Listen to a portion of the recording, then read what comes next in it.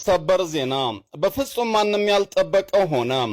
የእስራኤል እስትንፋስ የሚባል ወሳኝ ከተማ በኢራን ዘግናኝ ሚሳኤልና ሮኬት እሳት ወረደበት። ዛሬ መላው እስራኤልን ያስደነገጠ ጥቃት ተፈጽሟል። ጠቅላይ ሚኒስትር ቤንጃሚን ኔታንያሁም ከምድር በታች ወደ ተሰራላቸው ባንከር ተመልሰው እንዲገቡ ሽን ቤት ማስጠንቀቂያ መስጠቱም እየተሰማ ነው።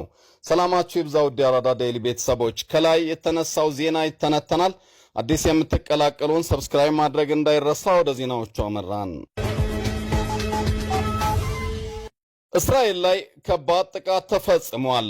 ምን አይነት የሚለውን ከማየታችን በፊት ቤንጃሚን ኔታንያሁ በፍጥነት ወደ መደበቂያ ይግቡ ያስባለውን ዜና እናስቀድም። በሰሜን እስራኤል የሚገኙ ሁሉም ትምህርት ቤቶች ላልተወሰነ ጊዜ ዝግ እንዲሆኑና ነዋሪዎች ወደ መደበቂያ እንዲገቡ የእስራኤል ጦር አውጇል። የኢራን ሮኬትና ሚሳኤል እንደ በረዶ ማዝነቡን ተከትሎ ከዚህ የከፋ ጥቃት ታቅዶልናል ያለው የእስራኤል ጦር ትምህርት ቤቶች በሙሉ ዝግ እንዲደረጉ ሲል ትዕዛዝ ሰጥቷል።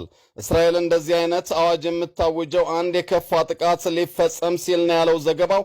እንደ ዘገባዎች ከሆነ እስራኤል ድንበር እጅግ ዘግናኝና አይረንዶምን ሰብረው የሚገቡ ሚሳኤሎችን ማስጠጋት መጀመሩን የተነገረው።